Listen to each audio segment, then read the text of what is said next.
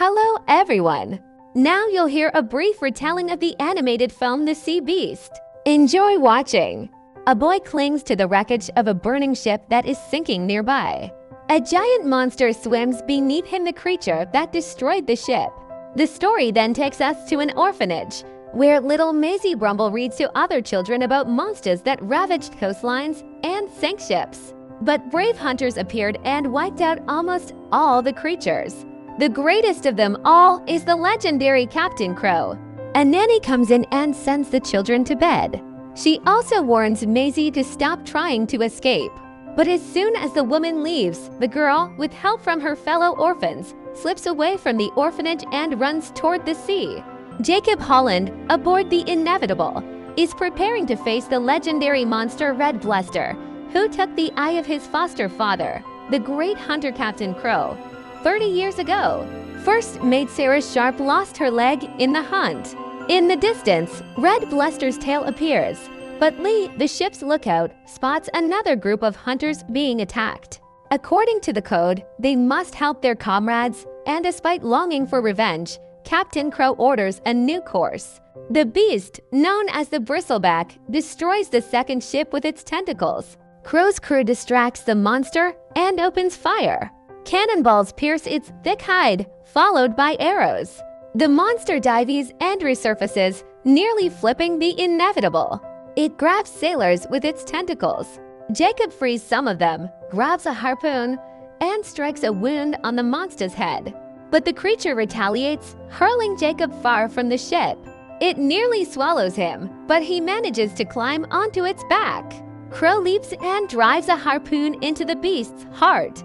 As the creature sinks, Crow tries to cut off its horn as a trophy for the king. But the bristleback revives and pulls him into the depths. He later awakens on the deck saved. However, the ship is too damaged for another battle. They must return to the port city of Whitecap. Half the crew is injured. Jacob's wounds are stitched. The hunters fear they can't beat Red Bluster, but Jacob inspires them to face death with honor as true hunters. In his cabin, Crow tells Jacob this will be his last hunt. Once they return, the Inevitable will be Jacob's. He recalls rescuing the boy from shipwreck debris, and Jacob swore then to rid the world of sea beasts. Back in Whitecap, townspeople greet their heroes. Among them is young Maisie Brumble. She meets Jacob while he celebrates in a tavern. Her parents were hunters too, but they died fighting monsters. Maisie wants to join the crew. Jacob refuses, so she says she'll ask Captain Crow directly. To stop her, Jacob puts her in a carriage and orders her return to the orphanage.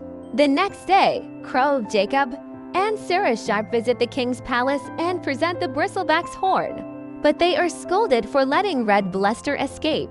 This comes from the devious Admiral Hornigold. The king informs them the crown will no longer fund hunters. Instead, they built a powerful warship, the Imperator, to wipe out the sea monsters. Crow criticizes the untested ship and its idiotic captain. Jacob pleads for one last chance to kill Red Bluster. The royal family agrees to a race. Whichever ship defeats the monster first will win royal favor. The Inevitable sails again. The crew must travel beyond known waters to find Red Bluster. Maisie has stowed away in a barrel. Jacob wants to drop her off at the next port, but Crow is impressed by her spirit and lets her stay. She shares a cabin with Sarah Sharp, who gives her a knife. Maisie is eager to kill Red Bluster too. Suddenly, the monster is spotted. The ship is shaken by a blast, and a bomb explodes near it. Red Bluster emerges. They fire flaming shells and harpoons at it. The beast pulls the ship, creating a whirlpool. Jacob wants to cut the lines, but Crow refuses. Maisie disobeys and severs the rope. Jacob doesn't stop her. The crew is saved, but Jacob and Maisie fall into the sea and face the beast, who simply swims away. Crow demands the girl who defied his orders. But before he can act, both he and Jacob are swallowed by the monster. Inside, they wander and eventually end up in its nasal cavity. In the morning, Red Bluster sneezes and spits them out onto a tropical island. The monster shows no aggression and is curious about the girl. When Jacob tries to attack it, Maisie stops him. The monster gently splashes Jacob away. From the forest come frightening sounds. The humans take shelter in a giant shell. Maisie wonders if the stories about monsters attacking land were true. Jacob believes they are. But Maisie thinks the monsters aren't evil and should be left alone. Maybe Red Bluster was protecting them from Crow. Meanwhile, Crow is furious over Jacob's fate.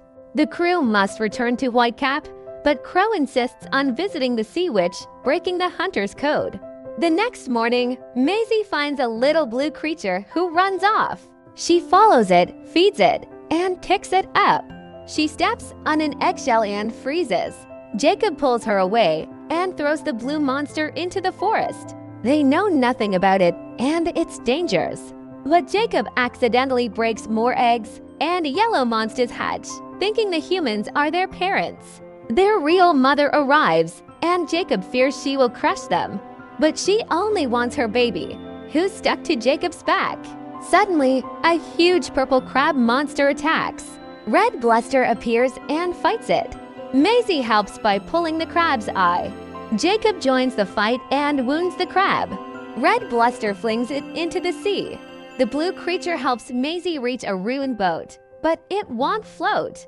Maisie uses fruit and the blue creature to ask Red Bluster to take them home. The giant beast agrees. With the humans on its head, it swims off. Jacob tries giving directions, but Maisie communicates better. She pulls out the harpoon stuck in its hide. Meanwhile, Crow visits the Sea Witch, who gives him a poison to kill the greatest beast and a weapon called God's Hand that can pierce any skin. Hungry, Jacob tries to catch a fish, but fails. Red Bluster helps, and they eat together with the blue creature. Jacob helps Maisie remove the remaining harpoons and starts doubting the stories about monsters. Maybe the beasts didn't start the war. During a storm, they hide in Red Bluster's nose again. On the seafloor lie shipwrecks and monster skeletons. The hunter's crew fears the Sea Witch's curse.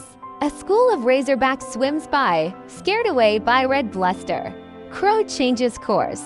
The monster brings the humans to their island. Maisie begs Jacob not to send her back to the orphanage. They could be a family. Jacob thanks Red Bluster and promises never to hunt monsters again. They release the blue creature and say goodbye. But Red Bluster senses danger. In the harbor waits the Imperator. A soldier shoots, and the monster charges, sweeping away everything, including Maisie. Cannon fire does nothing. Red Bluster smashes the ship in half and goes after Hornigold. Jacob shoots it to protect the girl. The wounded creature sees Maisie. Crow's ship appears, and the monster charges. Crow fires a poisoned harpoon. The toxin spreads fast. They pull out the harpoon to save it, but still it's captured. Jacob and Maisie arrive. Crow is shocked that Jacob befriended the beast. When Maisie awakes, she tries to stab Crow with a knife, but collapses.